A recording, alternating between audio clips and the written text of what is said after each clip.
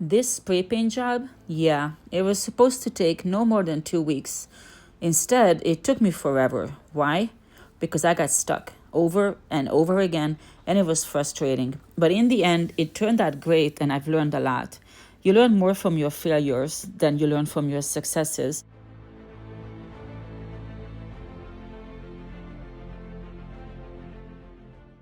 So in this video, I'm going to walk you through it so you won't make the same mistakes I did.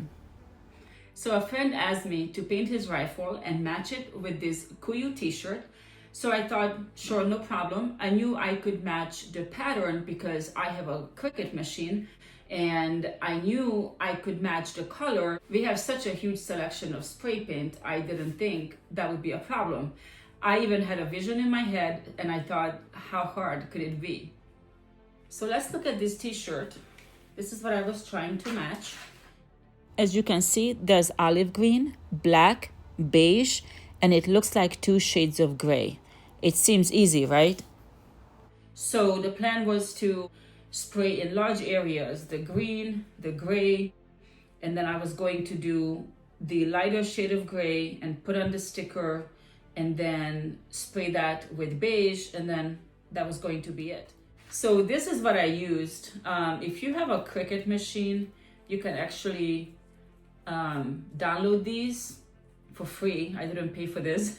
You could download it for free, and then the machine will cut it out as a sticker. It will stick on your rifle. I use masking tape to hold it down, and that would really be it. And then the other thing you have are these little squiggly lines. You can just cut them out yourself, and it wouldn't be hard, but since I already had the machine, this was easy to download. So I went to the store and I got paint. I got black, beige, gray, green, and clear. I started painting the areas just like as I described, and only then I saw that this green, it really has nothing to do with this dark olive green.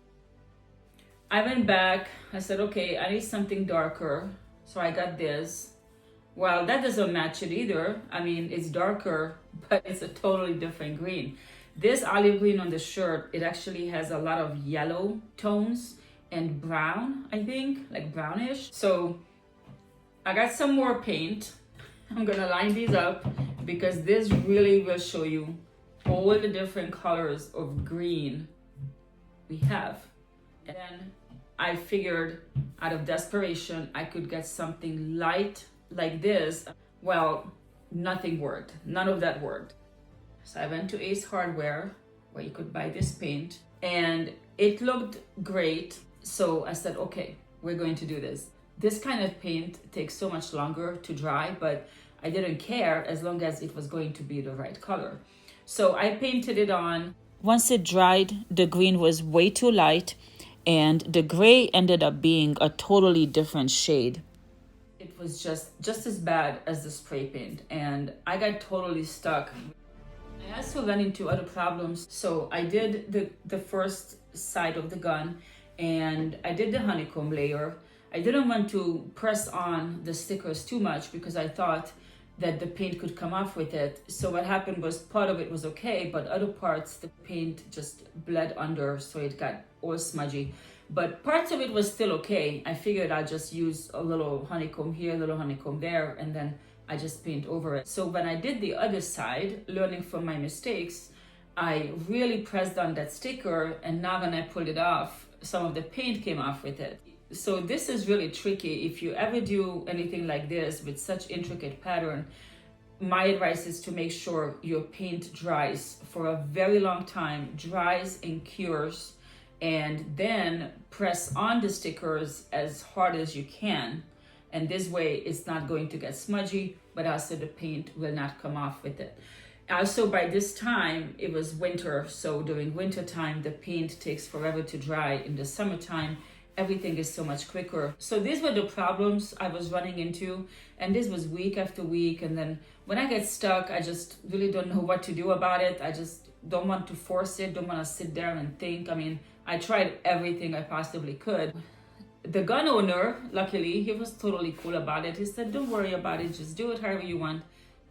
So then I had this thought, what if I match the pattern but not the color? Because the color is impossible. I gave up. So I figured, what if I do something more subtle, like black and gray, maybe a little bit of beige, or maybe 2 shades of gray or something like that. It would still look good. I mean, we all know that the animals don't care what your rifle looks like. This is all for us. It's because we like the way it looks. The animals don't care if you wear camo. They definitely don't care what kind of designer camo you wear. So all this is just for the human. So I had to send everything off, clean the gun again, prime it, start with the black base layer again. And when I started with the honeycomb, I didn't do gray. I decided to do it with the beige. And to be honest with you, when I first saw the result, I was like, wow, that's pretty light, but it's okay, maybe it will turn out good. But I made sure that I let it dry for a long time, and then I pressed down those stickers so that it actually turned out pretty well. And then I figured I'm not going to have really large areas like this, because the rifle is such a small area that I will just do little pieces. And I started putting on these little squiggly lines. It all came together. It was still taking me a long time because you can only do so much. You can paint here, and then you can paint there, and then maybe over there. And I was using masking tape and paper towel to cover off everything else so that the paint doesn't go anywhere, because it's such a small area at a time. And to be honest with you, it can get a little bit confusing. You're trying to figure out what you're going to paint over, how you're going to do this. These shapes can be negative space or positive space. So for example, you could have an area that's black, and then you put on this sticker, and then you paint it with gray, so underneath will be black. Or you can have it where you put all these stickers around it, and then you paint that. So it's just sort of the opposite, and it gets a little bit confusing. So you can just use it where you have the black and the gray, and now you want to add a little squiggly line in between, so that you'll add it like this and then paint that.